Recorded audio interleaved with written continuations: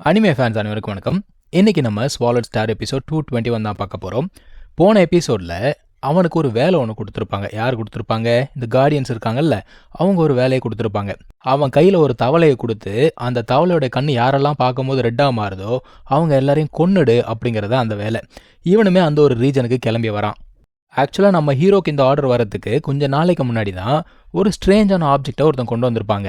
இப்போ இந்த ஆப்ஜெக்ட் தான் எல்லா பிரச்சனைக்கும் காரணமே. ஆக்சுவலாக இவன் போக வேண்டிய அந்த ரீஜன் இருக்குல்ல, அதுக்கு பேர் வந்து யுவன் ஆவ் ரீஜன். அந்த இடத்தோடைய மாஸ்டர் பேரே மாஸ்டர் யுவன் ஆவ் தான். ஆக்சுவலாக அந்த ஆள் பேசிக்காகவே ஒரு லோன்லியான பர்சன். அதனால் அவன் என்ன பண்ணான்னா, இந்த வீக்கான ட்ரைப் இருப்பாங்கல்ல, அங்கே இருக்க நிறைய பேரை கொண்டு வந்து இந்த ஒரு ரீஜனில் அவங்கள பிளேஸ் பண்ணி புதுசாக ஒரு ட்ரைபையே உருவாக்கி வச்சுருக்கான். ஸோ இவங்களுக்குள்ளே நடக்கிற சண்டை பிரச்சனைகள் இது எல்லாமே வேறு போய்கிட்டு இருக்கு. பயபுல அது எல்லாத்தையும் உட்காந்து வேடிக்கை பார்த்துக்கிட்டு இருக்கு.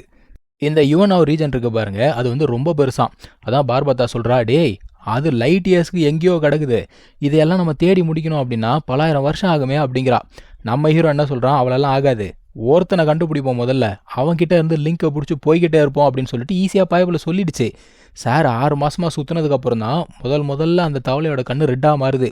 அதுக்கே பார்பத்தாக்கா என்ன சந்தோஷம், ரெட்டாக மாறிச்சுங்கிறா. சரி, முதல் பலியாடி யாரா பார்த்துடலாம் அப்படின்னா, அந்த இடத்துல ஏற்கனவே கலவரம் தாங்க போய்கிட்டு இருக்கு. 2 ட்ரைபுக்குள்ளே சண்டை நடக்குது. அதாவது ஒருத்தனை நிறைய பேர் சுத்து போட்டு அடின்னு அடிச்சுக்கிட்டு இருக்காங்க.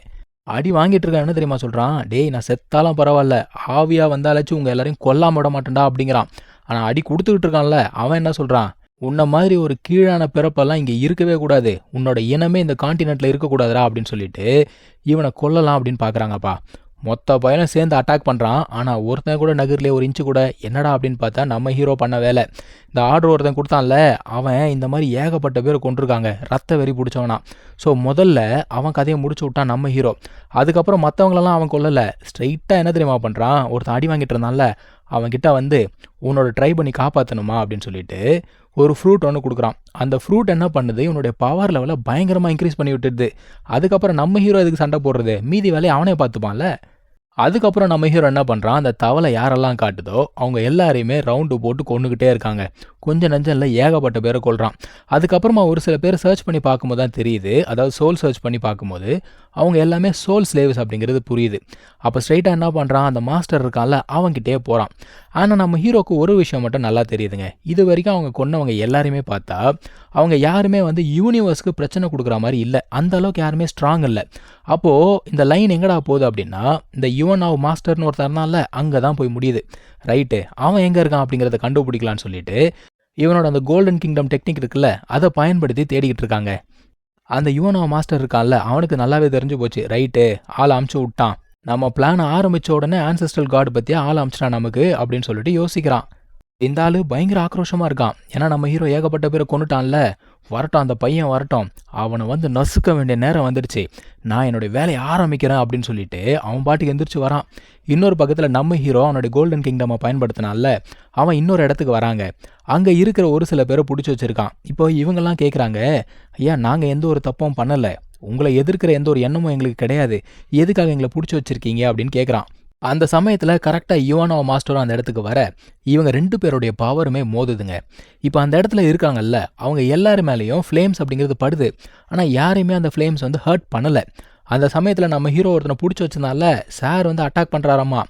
இவனோட டொமைன் டைப் ட்ரெஷரை யூஸ் பண்ண உடனே ஒரே செகண்டில் அவன் செத்தே போயிட்டான். இவனுங்களாம் பார்க்குறானுங்க, என்னடா ஒரே அடியில் முடிச்சு விட்டான், அப்போ யுவன் ஆவ் மாஸ்டர் வந்து அந்தளவுக்கு ஸ்ட்ராங் இல்லையான்னு சொல்லிட்டு யோசிக்க ஆரம்பிச்சிட்டானுங்க. இப்போது நம்ம ஹீரோ சொல்கிறான் அந்த ஆள்கிட்ட, நான் வந்து ஆன்செஸ்ட்ரல் காடோடைய கட்டளையின்படி இங்கே வந்திருக்கேன், உன்னை கொல்ல சொல்லி உத்தரவு. இதை சொன்ன உடனே அந்த ஆளுக்கு பயங்கரமான கோவம் வந்துச்சுங்க. அந்த ஆள் வந்து பார்த்தீங்கன்னா millions and millions of years வாழ்ந்துட்டு இருக்கான். இதை பத்தாததுக்கு இந்த யூனிவர்ஸில் தனியாக சுற்றக்கூடிய ஒரு ஆள் அவன். அவன்கிட்ட ஏகப்பட்ட ட்ரெஷர்ஸ் இருக்குது, பயங்கர ஸ்ட்ராங் வேற. அவன் என்ன சொல்கிறான், ட்ரூ காடே வந்தாலும் என்னை கொல்ல முடியாது, நீ எப்படி என்னை கொல்ல போகிற, நான் பார்த்துறேன்டா அப்படிங்கிறான். இப்போ பார்பத்தா என்ன சொல்கிறா, டேய் அவனுடைய டிவைன் பாடி அப்படிங்கிறது பயங்கர பெருசு, அதை கொல்றதெல்லாம் வாய்ப்பே கிடையாது, பெரிய பெரிய ஆட்கள் வந்தாலும் கொல்ல முடியாது, நம்ம எப்படா கொல்றது அப்படின்னு சொல்லிட்டு அவ கேட்குறா. இவ்வளோத்தையும் கேட்டதுக்கு அப்புறமும் நம்ம ஹீரோ கையில் கத்தி எடுத்துக்கிட்டு, அதெல்லாம் சரி, நம்ம எங்கே சண்டை போடுறது, இந்த இடத்துல சண்டை போட வேணாம், இங்கே சண்டை போட்டால் இந்த பிளானட்டே டிஸ்ட்ராய் ஆகிடும் அப்படிங்கிறான். என்னடா நீ பார்பத்தா சொன்னது கேட்டுச்சா இல்லையா உன் காதில்? ஸோ வேறு இடத்துல சண்டை போடலான்னு சொல்லிட்டு இந்த 2 பேரும் கிளம்பி போயிட்டாங்க. இங்கே இருக்க மக்களுக்கு ஒன்றுமே புரியல, என்ன திடீர்னு சைலண்ட் ஆகிடுச்சு, சண்டை போட வந்தவங்களாம் எங்கே அப்படின்னு பார்க்குறாங்க. இப்போ இவங்க 2 பேரும் சண்டை போட ஆரம்பிக்கிறாங்கப்பா. அவன் கேட்குறான் நம்ம ஹீரோவ, "நீ தானடா மில்கி வே கேலக்ஸி லூஃபங்" அப்படின்னு கேட்குறான். "ஆமா நான் தான். என்ன பண்ண போற?" அப்படின்னு நம்ம ஹீரோ கேட்க, "நீ தானே அந்த 3 அலையன்ஸை சேர்ந்த 6000 பேரை கொன்ன. ரொம்ப மூர்க்கமான ஆளா இருக்கியே. என்னை எதிர்த்தா என்ன நடக்கும் அப்படிங்கிறத நான் இன்னைக்கு உனக்கு காட்டுறேன்" அப்படிங்கிறான். ஆக்சுவலா 2 பேருமே பேசிக்கிட்டே தான் சண்டை போட்டுட்டு இருக்குங்க. "நீ ஒரு தம்மா துண்டு ஹியூமன். ஒரு சில காலங்கள் தான் பிராக்டிஸ் அப்படிங்கிறதே பண்ணியிருக்க. அதுக்குள்ள உனக்கு இவ்வளோ திமிராயிடுச்சான்னு" சொல்லிட்டு அந்த ஆளு பயங்கரமா அடிக்கிறாங்க. நம்ம ஹீரோக்கே நல்லா தெரியுது அவனுடைய பவர் வந்து பயங்கரமா இருக்குன்னு. நல்ல வேளை இவனுங்க சண்டை போடுறதுக்காக தள்ளி வந்தானுங்க. இல்ல அந்த பிளானட் எல்லாமே பீஸ் பீஸா போயிருக்கும் போல. இப்போ அந்த ஆள் பார்த்தீங்கன்னா, ஸ்காட்சிங் அனலைசேஷன் அப்படின்னு சொல்லிட்டு ஒரு டெக்னிக்கை பயன்படுத்துறான். அதை பயன்படுத்தும்போது நம்ம ஹீரோவால சுத்தமா நகரவே முடியலங்க. அவனுக்கு லிட்டரலா சாவு பயத்தை காட்டிட்டாங்கடா அப்படிங்கிற மாதிரி தான் இருக்கு. ரொம்ப கஷ்டப்பட்டு தான் இந்த ஒரு பிடியிலேருந்து வெளியில வந்து அந்த ஒரு டெக்னிக்கை அவன் தடுக்கிறாங்க. இவங்க 2 பேரோட அட்டாக் மோதுனதுல பக்கத்துல இருந்த பிளானட்ஸ் எல்லாமே பீஸ் பீஸா போயிடுச்சு. இவ்ளோ அடி வாங்கி கூட நம்ம ஹீரோடைய டிவைன் பாடி கம்மியே ஆகலைங்க. அவன் கல்லு மாறி நிக்கிறான். அந்த ஆள் பார்க்கறான். "இவ்ளோ அடி வாங்கி உனக்கு ஒன்றும் ஆகலைல்ல, அப்ப அந்த பொருளை பயன்படுத்துறதுக்கு நீ தகுதியான ஆள் தான்" அப்படிங்கிறான். அப்படி என்னடா பொருள் அவன் எடுக்க போறான் அப்படின்னு சொல்லிட்டு நம்ம ஹீரோவும் பார்த்துட்டு இருக்காங்க. ஆக்சுவலா இந்த ஒரு ஆப்ஜெக்ட் வந்து இந்த ஒரு யூனிவர்ஸை சேர்ந்ததே கிடையாது. அவன் ரொம்ப கஷ்டப்பட்டு தான் இந்த ஒரு ஆப்ஜெக்டை வந்து அடைஞ்சிருக்கானாமா. இப்போதான் முதல் முறையா இந்த ஒரு யூனிவர்ஸ்ல அதை அவன் பயன்படுத்துறான். அது பார்க்கறதுக்கு நல்ல கருப்பு கலர் கறிக்கட்டை மாதிரி இருக்குங்க. அது ஒரு வுட்டு தான், வேற எதுவுமே கிடையாது. ஆனா இதை பயன்படுத்தி அவன் ஒரு யூனிவர்ஸ் மாஸ்டரே வந்து சாகடிச்சிருக்கானாம். அப்போ அது எவ்வளோ பவர்ஃபுல்லான ட்ரெஷரா இருக்கும். அதனால தான் இந்த யூனிவர்ஸே அதை அழிக்கணும் அப்படின்னு பார்க்குது.